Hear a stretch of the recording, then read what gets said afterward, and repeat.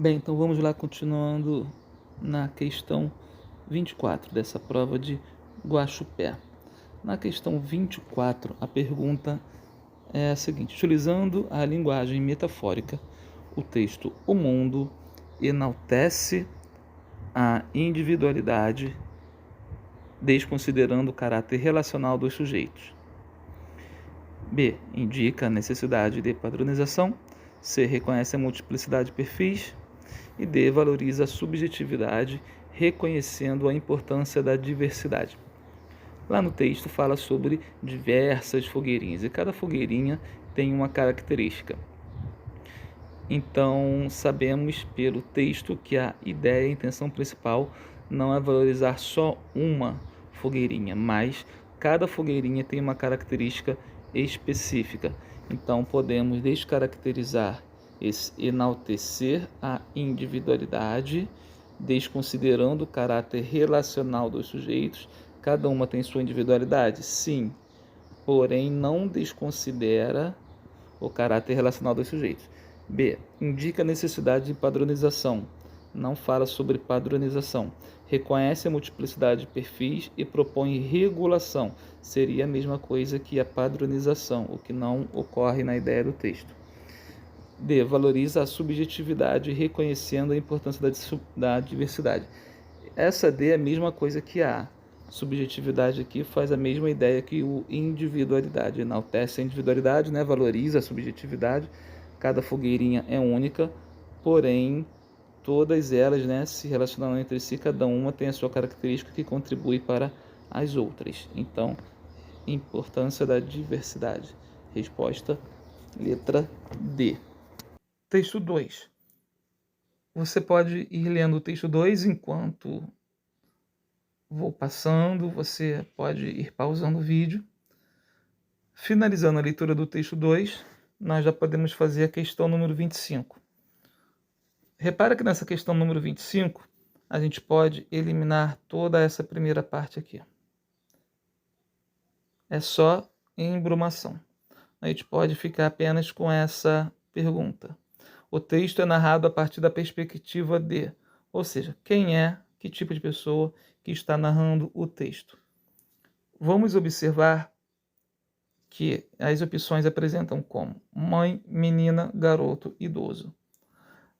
Lá no texto identificamos essas duas frases. A minha mãe também acha assim. Vemos que é uma pessoa que está dando uma opinião e ela fala que a mãe dela também acha a mesma coisa. Então ela é filha de alguém, ela não é a mãe. Quem está narrando, quem está contando a história é a filha. E identificamos também esta frase: estou a ser sincera. Estou a ser sincera. Sincera é um adjetivo feminino, logo a pessoa é do sexo feminino. Então, está aqui. Uma menina é a resposta, letra B. Questão número 26. Na 26, podemos ler o seguinte. No seguinte trecho do texto, há a utilização da figura da linguagem denominada metáfora. A metáfora é uma comparação sem conectivos de comparação. Como assim?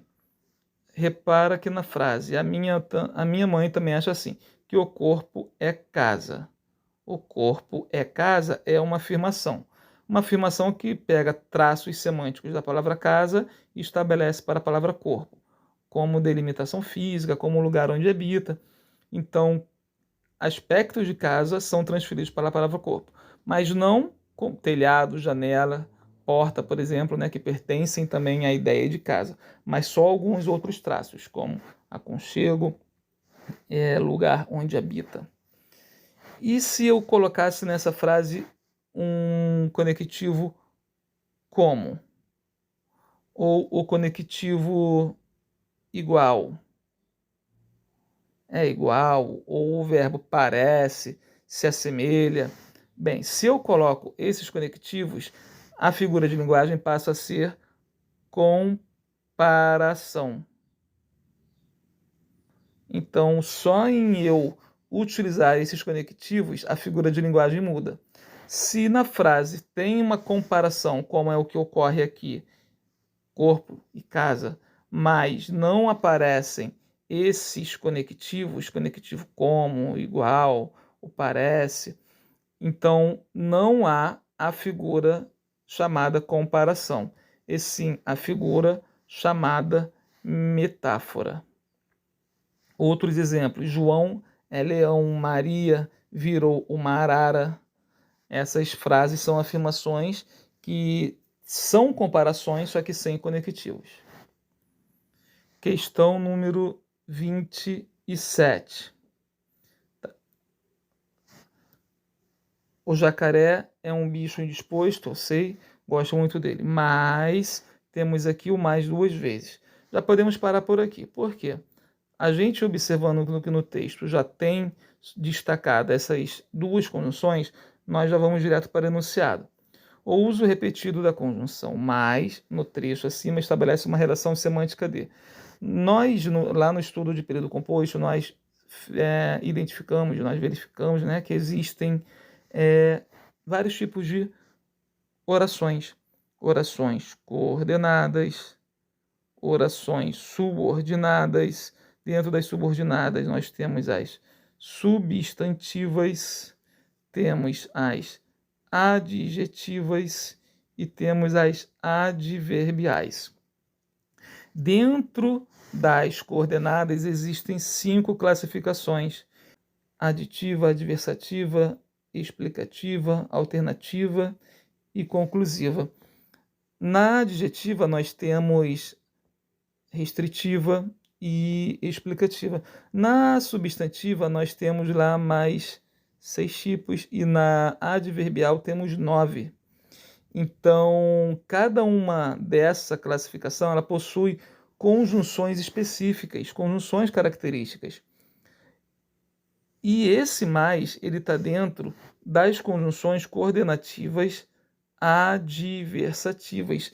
Não só o mais, também temos porém, contudo, entretanto, no entanto, todavia.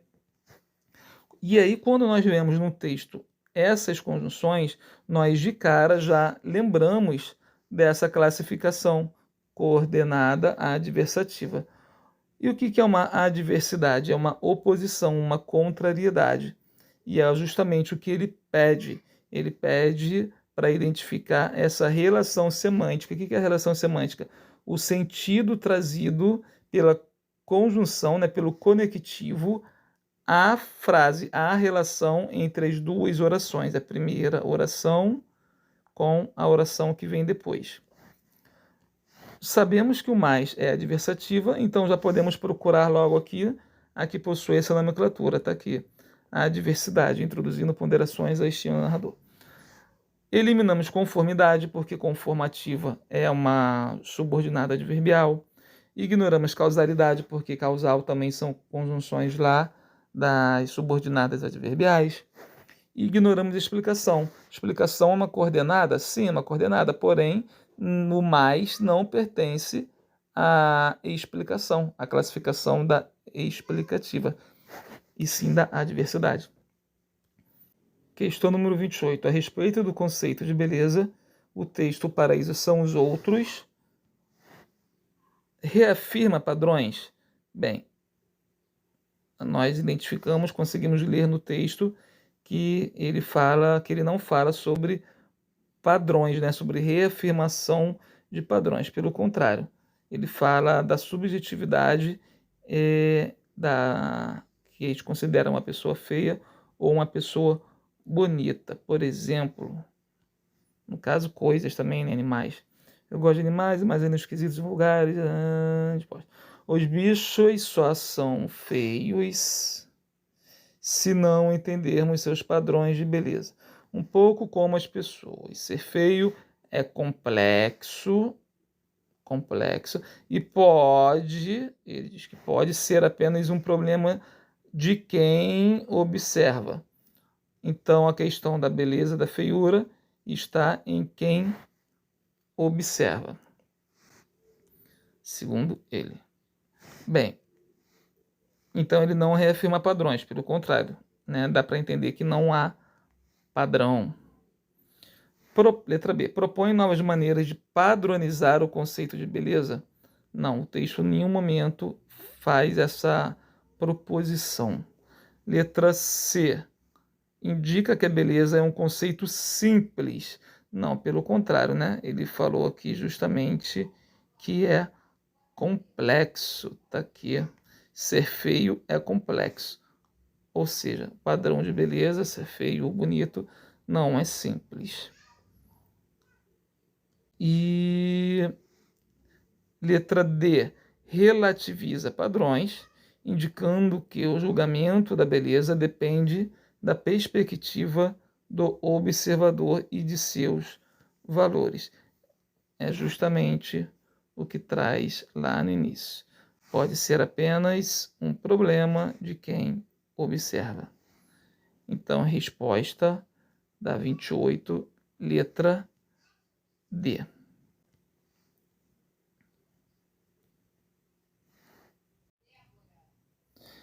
Texto 3. A pessoa é aquilo que a presença dela desperta. Você pode ir lendo o texto também, enquanto eu vou passando, você vai pausando o vídeo e lendo. E aí continuamos o texto aqui. E podemos fazer a questão 29. A pessoa é aquilo que a presença dela desperta. É um poema escrito por Aline Rochedo Pachamama, produzido em versos com o uso da linguagem poética. O texto apresenta como principal temática. Novamente, né? Pode tirar isso aqui tudo. Não precisa de nada disso aqui no enunciado. A única coisa que ele quer saber de verdade é: o texto apresenta como principal temática, o tema do texto é, letra A solitude como proposta de vida. Nós vamos identificar no texto que, quer dizer, não vamos identificar no texto, né? Em nenhum momento, a palavra solidão, algo que remete à solidão. As consequências psicológicas da solidão, novamente, solidão não fala. Letra C, a definição de pessoa como ser relacional. Sim, podemos identificar que em todo momento ele fala que a identidade da pessoa está naquilo que é passado para outra pessoa, a outra pessoa, aquilo que é identificado na outra pessoa. A essência da pessoa reside naquilo que deixou de rastro. A pessoa é aquilo que a presença dela desperta. Bem, então, resposta realmente letra C. E a D. As orientações para fugir de relações amorosas tóxicas. Em nenhum momento fala de relações amorosas tóxicas. Essa é uma questão bem tranquila. Questão 30. Questão 30 é de morfologia, de processo de formação de palavras. Novamente, já que ele já selecionou aqui a palavra, a gente pode ir para o enunciado. Pode-se dizer que o vocábulo em destaque passou pelo processo de... E aí vemos nas opções derivação, derivação, derivação, derivação. E aí quando você estuda lá os processos de formação de palavras, processo, né, de derivação, de composição, a gente identifica, né, a gente vê que existem as derivações prefixal, quando se acrescenta prefixo, derivação sufixal, quando se acrescenta o sufixo é o que vem no final, prefixo é o que vem antes. A derivação regressiva, que é quando se perde elemento da palavra, por exemplo, a palavra cantar é um verbo. Se eu tiro cantar, se eu tiro o R e coloco o O, fica canto, o canto. Então, perdeu um R, perdeu a desinência modo temporal de infinitivo. Logo, é regressiva, porque regrediu, perdeu. E sobrou a derivação imprópria. A derivação imprópria, ela não tem alteração de morfologia, alteração de forma. O que é isso? Não tem alteração na estrutura da palavra. Ela apenas muda, permanece a mesma palavra, só mudando, na verdade, a classe gramatical. É o que ocorre justamente aqui com despertar. Despertar é um verbo. Eu desperto, tu despertas, ele desperta. Porém, aqui na frase não está sendo utilizado como verbo. Repara que a pessoa é o despertar. Não está dizendo que a pessoa desperta. Na verdade, aqui esse despertar é o predicativo do sujeito. Como assim predicativo do sujeito? O sujeito é a pessoa. E esse despertar é característica atribuída à pessoa por este verbo de ligação ser. Aqui o verbo é o ser, verbo de ligação. Esse verbo está ligando um substantivo a uma característica.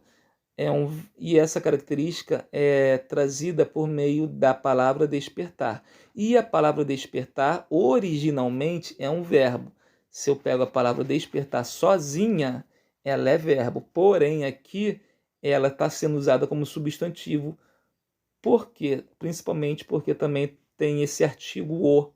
O artigo, ele é uma classe gramatical substantivadora. Toda vez que eu uso o artigo, é, ele vai aparecer depois dele, não necessariamente após, imediatamente após, mas vai aparecer em algum momento um substantivo relacionado a ele.